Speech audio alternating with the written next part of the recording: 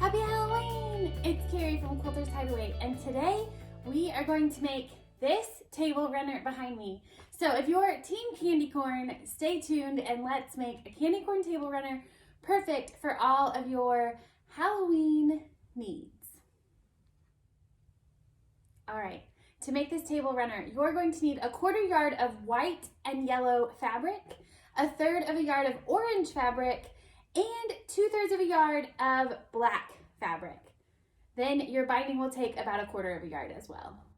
So, how do you make the fun candy corn table runner that's behind me? Well, it's actually not that hard, and we're gonna do it together right here. So I have my fabric cut, and then I actually have the Super Sidekick ruler by Jaybird Quilts with me. You can also use any kind of a 60-degree triangle ruler that you may have. Let's get started. All right, if you'll notice, the candy corn have a tiny white triangle, a large orange middle, and then a large yellow cap or topper on them. So we're going to sew strip sets in order to make those, but the opposite triangle, that will be used as our crazy border, as you can see shown in the picture on the screen. So you will use all of your strip set, but not all of it will be kept as a full triangle. How to begin? First, out of the yellow fabric, you need to cut two 2.5-inch strips. Out of the white fabric, you need to cut two 2.5-inch strips. Out of the orange fabric, you need two 4.5-inch strips. And the black fabric, we are going to set aside for later. All right, once you have all of your strips cut, you're ready to sew your strip set.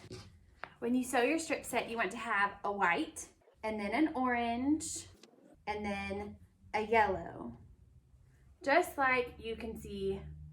So white, orange, yellow, and you're going to make 2 identical strip sets. Let's head to the machine and sew these together. So as I'm sewing, I'm making sure that I stay with a consistent 1/4 inch stitch all the way down, trying to keep my seam straight. And just as a reminder, you want to keep the orange fabric in the middle. So one white strip goes on one side of the orange strip and a yellow strip goes on the other side of the orange strip.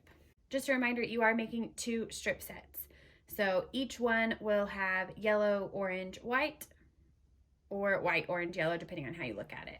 Keep in mind, you can also pin your strips together before you sew. I did not today, as I'm just doing it as a quick fun project, but pinning never hurts anything. Lastly, don't be surprised if your salvages or the ends of your strips do not line up perfectly. We are going to cut those salvages off before we cut our candy corns or our triangles. So just try to line them up as best you can, but don't worry if they're not perfectly the same. All different fabric manufacturers print on different fabric mediums, and they're all slightly different lengths. All right, let's head to the iron and press these seams. Here we are at the iron. I really like to press my seams just towards one direction. I don't love to press seams open, so as you'll see, I just pressed my seams towards the outer borders or the outer strips. I used the edge of the iron to kind of push that seam back after I set it the first time, and then just gently pressed that seam. And at the end, I did one last press to make sure everything was in place and open up flat, just how I want it.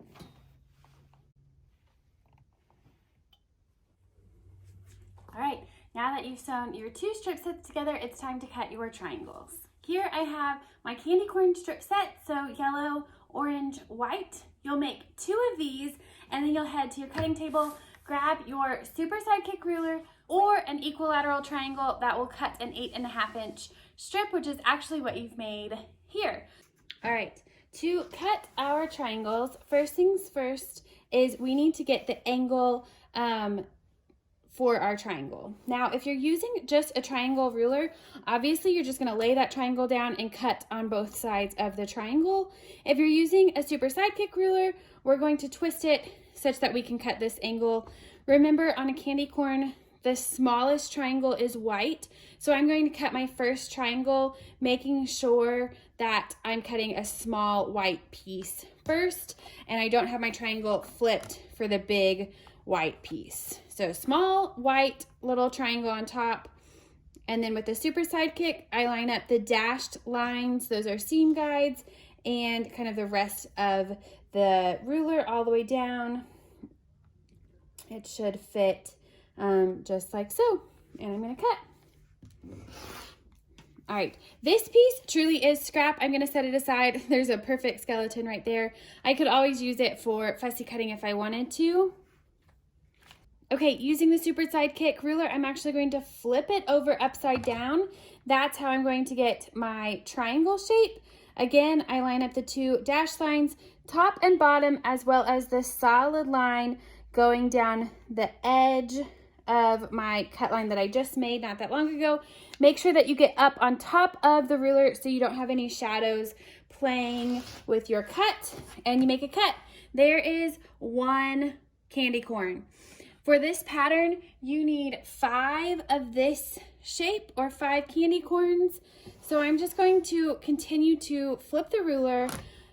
This time it's right side up, and I'm going to make a cut. Now this is not a candy corn shape. So these colors are not the right colors for candy corn, but this is actually used in the wacky border that I put around the table runner. So he is going to get set aside, and I will show you how to do the wacky border in a minute. I'm going to flip the ruler back over, lining up top and bottom, the dashed lines on the seam and the solid line on the edge, and make that cut.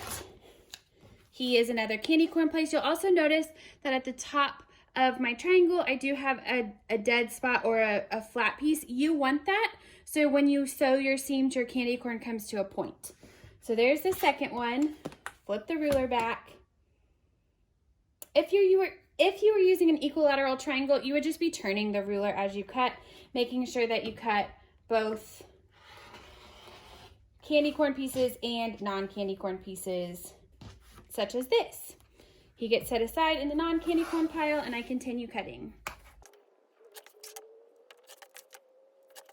All right, so out of this one strip set, I was able to get 3 non-candy corn pieces and 4 candy corn pieces. So why I have non-candy corn versus candy corn? Candy corn have a big yellow bottom and a white top. Non-candy corn pieces have a big white bottom and a yellow top. All right, my candy corn pieces I'm going to set aside for my table runner. My non-candy corn pieces I'm going to go ahead and do the next step on. For my non-candy corn pieces, again, I'm going to use them in my scrappy border. So I'm actually going to turn him, grab any kind of long ruler that you can cut a 2.5-inch strip with, and then I'm going to cut this into 2.5-inch strips. So I'm measuring 2.5 inches from one of the edges of the candy corn. I'm going at it from one of the edges where I'll have all 3 colors. I don't want to cut a big white piece because that won't really benefit me. It won't be a crazy border there. So make sure you turn your triangle so that you're going to get all 3 colors. You're going to cut a 2.5-inch strip, scoot it out of the way, and cut 2 additional 2.5-inch strips. 1, and last but not least, this will be the 3rd piece. You'll have a little white piece or a little colored piece left over. Just move that out of your way, and you have these 3 pieces left. So these 3 pieces will turn into our crazy border. I'm just going to stack them up and move them out of the way and continue cutting the non-candy corn pieces that I have left from my first strip set.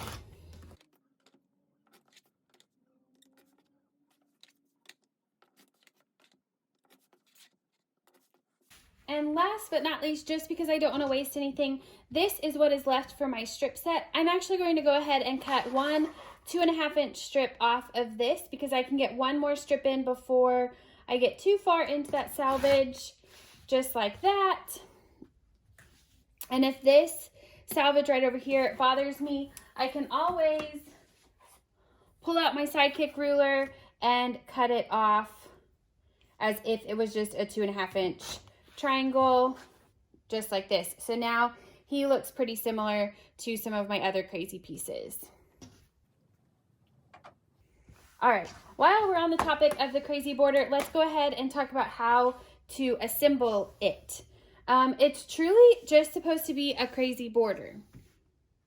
So I'm going to lay two pieces together and make sure their angle is the same. Then I'll flip it right sides together. Now when I flip it right sides together, I need to make sure that there is a flap or a piece sticking out 1/4 of an inch on either side. All right, so this corner and this corner stick out about 1/4 of an inch. So then when I sew this seam, it will be flat.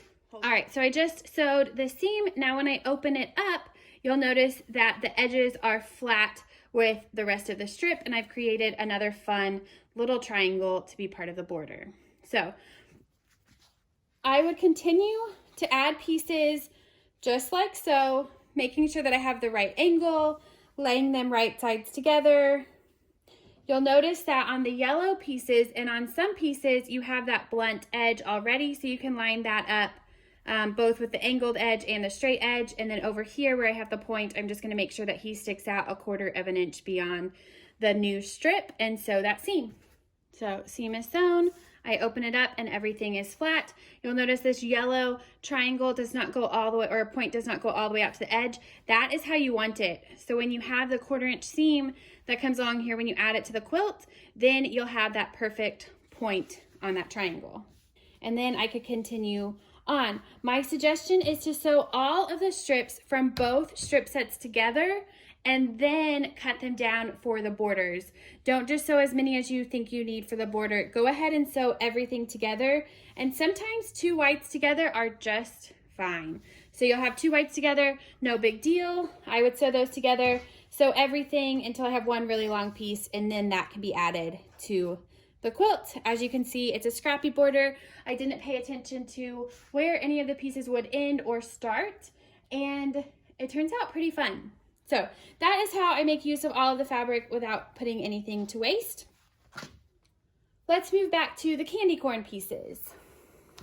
All right, here I have these triangles. You'll need 5 candy corn pieces for the table runner. So I've got white, a little white, big orange, and a yellow cap on them. I'm gonna grab my background fabric. In this case, I have a black fabric, and cut it down. So for this, I'm going to cut 1 8.5 inch strip of fabric. So I cut 1 8.5 inch strip of fabric just like so. I have the salvages on this side and the fold on the other.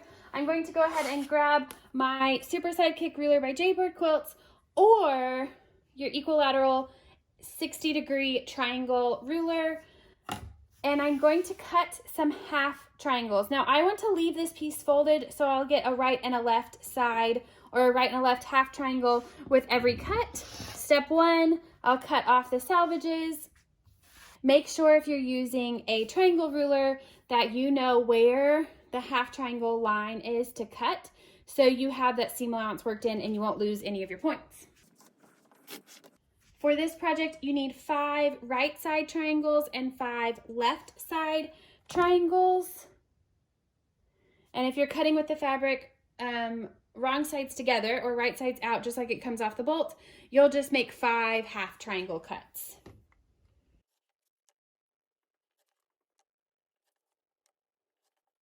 All right, once you get all of your half triangles cut, go ahead and open them up and set them into 2 piles, whether they're a right triangle or a left triangle. So sewing everything else together is pretty simple. So I'm putting fabric right sides up. Then I'll grab my candy corn pieces and set those in the middle. Now I just need to sew my blocks together. So if I grab one of each piece and I lay a half triangle right sides together, lining up the edges. Again, when I lay my pieces right sides together, this top pointy corner piece I can line up with both edges of the candy corn piece, and then the bottom will kind of look funny, but this is where my 1/4 inch will start. So all of that will just be hidden in the seam. I'm gonna head to the machine and sew the seam. All right, once that seam is sewn, you want to press it out first before you sew the next piece on, because if you sew the next piece on, you're going to overlap these 2 pieces. So make sure that everything is pressed first, then go ahead and fold that other side triangle on. All right, now you have a candy corn piece that is no longer a triangle, but a square or a rectangle. Once you get all of your candy corn pieces sewn into the rectangle or the square, you're ready to add a topper piece of the background fabric and then sew those pieces together, and you'll have your table runner in no time. I do recommend going ahead and measuring your candy corn pieces. Mine have measured 8.5 tall and 9.5 across. So I'm going to cut a 9.5 inch strip of fabric out of my black fabric or out of my background fabric so I can cut my topper pieces. All right, so here are my 5 4.5 by 9.5 inch pieces. Now I'm ready to sew them onto my candy corn pieces. They just go right on top like so. And they actually go on top of all of my candy corns, even the ones that face this way. He'll be on top, so then they can kind of stagger and alternate or offset each other. So I'm just gonna do right sides together. I could put pins in them if I felt like it, and sew that seam.